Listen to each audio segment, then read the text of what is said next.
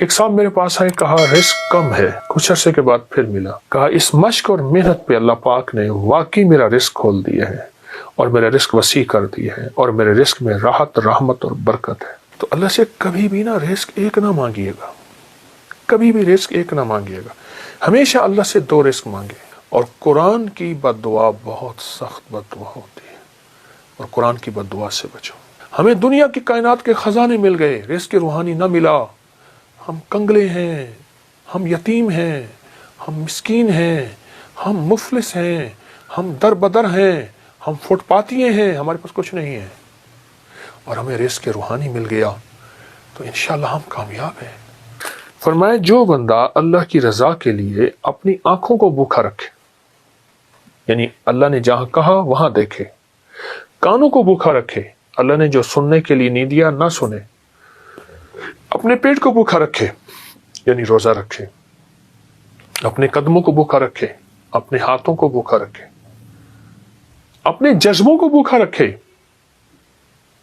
ہاں جذبوں کو بھوکا رکھے، اندر کی طلب، اندر کے جذبے، اندر کے ولولے، اندر کی سوچ، اندر کی کیفیتیں کیا ہیں، اپنے جذبوں کو بھوکا رکھے، اپنے کانوں آنکھوں کو بھوکا رکھے، اپنے پیٹ کو بھوکا رکھے۔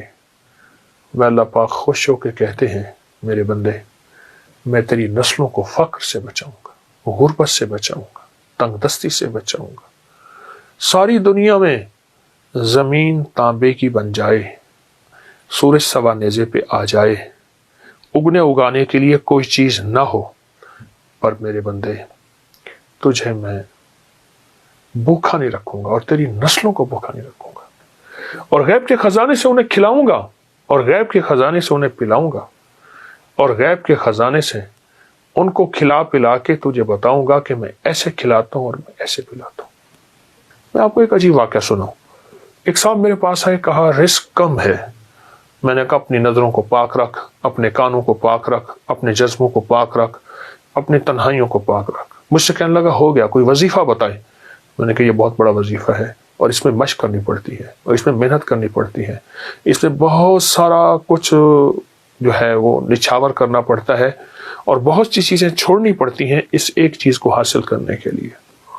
چلا گیا، کچھ عرصے کے بعد پھر ملا، مجھ سے کہنے لگا بہت مشکل کام بتایا، میں تو اس کو آسان سمجھتا تھا، پر میں نے اس کی مشق کی ہے، اس پہ محنت کی ہے۔ تو میں نے اس پہ ملا کیا؟ کہا اس مشق اور محنت پہ اللہ پاک نے واقعی میرا رزق کھول دیا ہے اور میرا رزق وسیع کر دیا ہے اور میرے رزق میں راحت، رحمت اور برکت ہے۔ یہ کمال چیز ہے اور زبردست چیز ہے۔ اپنے جذبوں کو، اپنی تنہائیوں کو، اپنے وجدان کیفیات کو پاک کریں گے انشاءاللہ، نظروں کو صاف پاک کر کے اللہ سے رزق کی وسعت مانگیں گے اور رزق کی برکت مانگیں گے اور عافیت مانگیں گے، تو انشاءاللہ ہم دنیا میں بھی کامیاب ہوں گے اور آخرت میں بھی کامیاب ہوں گے۔ ہماری دنیا بھی کامیاب ہوگی، ہماری آخرت بھی کامیاب ہوگی، اور ایسی کامیابی ہوگی جس کو کوئی دنیا کی طاقت ناکام نہیں کر سکتی، جس کو اللہ کامیاب کرنا چاہے۔ اللہ سے دو رزق مانگنے ہیں، اے اللہ رزق روحانی بھی عطا فرما، رزق جسمانی بھی عطا فرما۔ لیکن مجھے دسترخوان مولا وسیع چاہیے، آقا وسیع چاہیے، کریم وسیع چاہیے۔ رزق روحانی کیا ہے؟ رزق جسمانی تو وافر مقدار میں ہمیں مل چکا ہے، رزق روحانی کیا ہے؟ یہ تسبیح، یہ ذکر، یہ اعمال، یہ تلاوت، یہ گناہوں سے بچنا، اس کی نافرمانی سے بچنا، کملی والے پہ درود و سلام، اور حضور کے آل و اصحاب سے محبت، یہ اولیاء کا ادب، یہ سارا رزق روحانی ہے۔ اللہ سے دونوں رزق مانگنے ہیں، رزق جسمانی بھی اور رزق روحانی بھی، اللہ سے دونوں مانگنے ہیں۔ دونوں رزق اللہ کے خزانوں سے لینے ہیں ہم نے، اور اللہ کے خزانوں سے دونوں رزق انشاءاللہ ملیں گے۔ عمر رضی اللہ تعالی عنہ کا ایک فرمان بتاؤں۔ آپ کا فرمان ہے، مجھے اس بات کا فکر نہیں کہ دعا قبول ہوتی ہے یا نہیں، مجھے تو اس بات کا فکر ہے میں کتنا وقت دعاؤں میں لگاتا ہوں، کتنا وقت دعاؤں میں لگاتا ہوں۔ اچھا، ہاتھ اٹھا کے دعا مانگنا ایک بہت بڑا عمل ہے۔ کچھ دعائیں ایسی ہوتی ہیں جو اللہ اور بندے کے درمیان ہیں، اور وہ دل کے اندر سے نکل رہی ہوتی ہیں، اور دل کی گہرائیوں سے نکل رہی ہوتی ہیں، وہ اندر کی کیفیتوں سے نکل رہی ہوتی ہیں، وہ اندر کے وجدان سے نکل رہی ہوتی ہیں۔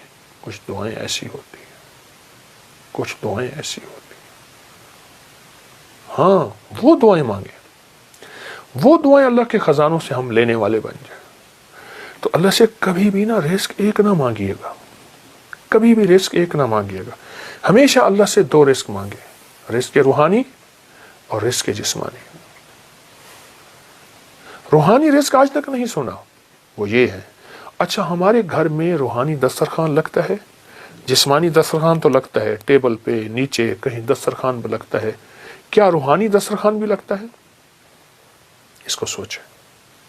اگر روحانی دسترخوان نہیں لگتا تو آج کے بعد روحانی دسترخوان لگائیں، تلاوت روز ایک پارہ پڑھ لیں، نہیں پڑھ سکتے ایک پاؤ پڑھ لیں، نہیں پڑھ سکتے ایک ورق پڑھ لیں، قرآن کی زیارت کریں۔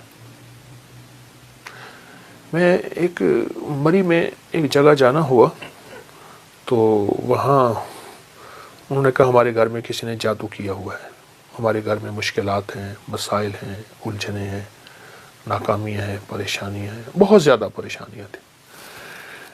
تو اللہ پاک نے دل میں ڈالا، کشف وغیرہ کے دعوے تو کر نہیں سکتا، میں نے کہا آپ کے گھر میں قرآن کی بد دعا ہے۔ اور پھر میں نے انہیں ایک واقعہ سنایا۔ ایک بہت بڑے درویش تھے، وہ ہر سال ایک جگہ جاتے تھے، چند دن وہاں گزارتے، لوگوں کو اللہ اللہ سکھاتے۔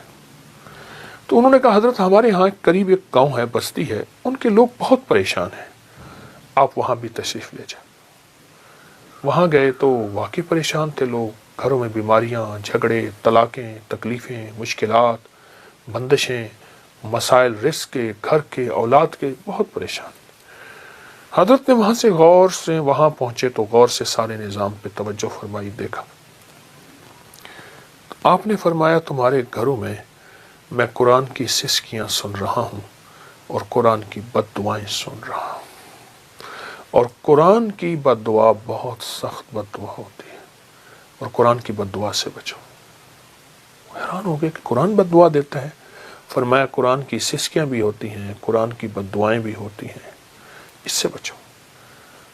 ان پڑھ ہو، نہیں پڑھ سکتے، قرآن پاک اٹھاؤ، چومو اور باوضو، اور اس کی ہر سطر پہ پہلا کلمہ پڑھتے جاؤ، ہر سطر پہ پہلا کلمہ پڑھتے جاؤ۔